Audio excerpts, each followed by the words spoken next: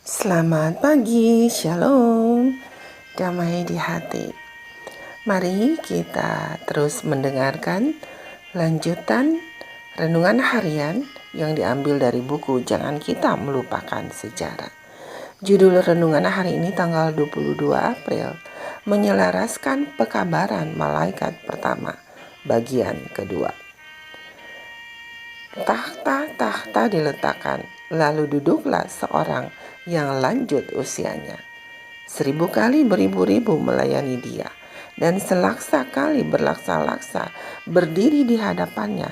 Lalu duduklah majelis pengadilan dan dibukakan kitab-kitab. Dalam kitab Daniel 7 ayat 9 dan 10. Mari kita dengarkan penjelasannya. Selain menekankan aspek sabat hari ke-7 dari Wahyu 14 ayat 7, satu perubahan besar yang dilakukan para pemelihara sabat dalam pekabaran malaikat pertama difokuskan pada kata-kata telah tiba saat penghakimannya. Pengikut Miller telah mengidentifikasi adegan penghakiman dalam Daniel 7, pemulihan bait suci dalam Daniel 8 ayat 14, dan penghakiman dalam Wahyu 14 ayat 7 sebagai penghakiman yang akan terjadi pada kedatangan Kristus yang kedua. Jadi, bagi mereka itu adalah penghakiman akhir, saat di mana Allah memberikan upah sesuai dengan apa yang telah dipilih dan dilakukan oleh setiap orang. Kita bisa lihat dalam Matius 16 ayat 27. Charles Fitz menyatakan bahwa penghakiman dalam Wahyu 14 ayat 7 mengacu pada kehancuran dunia. Beberapa di antara para penganut sabat setelah bertahun-tahun mempelajari, melihat penghakiman dalam ayat-ayat tersebut sebagai penghakiman pra-advent, atau apa yang akhirnya mereka sebut sebagai penyelidikan dalam penghakiman. Namun, penafsiran baru itu telah menyebabkan perpecahan di antara kelompok mereka, dan tidak semua pemimpin penganut hari Sabat dapat menerima konsep tersebut hingga pertengahan atau akhir tahun 1850-an.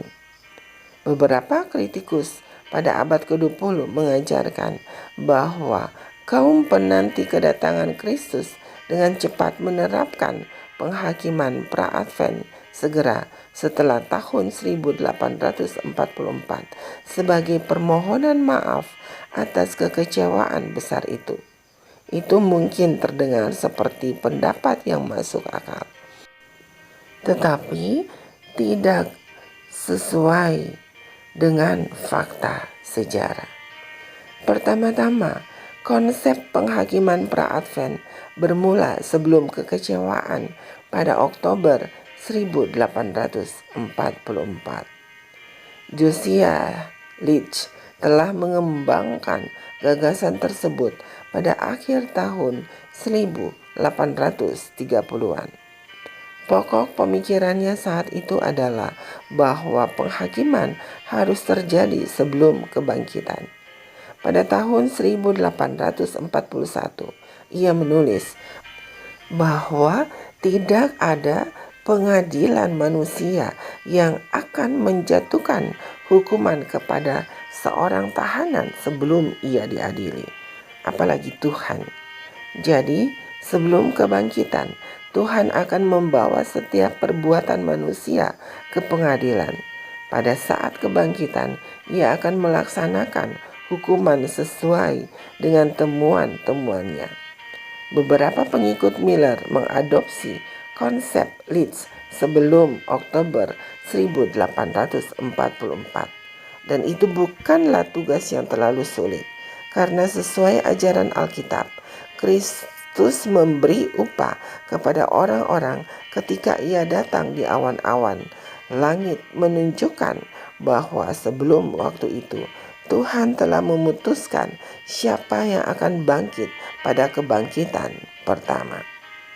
Kita dapat bersyukur bahwa kita melayani Tuhan yang adil, yang tidak semena-mena, yang mengandalkan bukti, bukan kehendak yang lalim. Saudaraku, demikianlah renungan hari ini.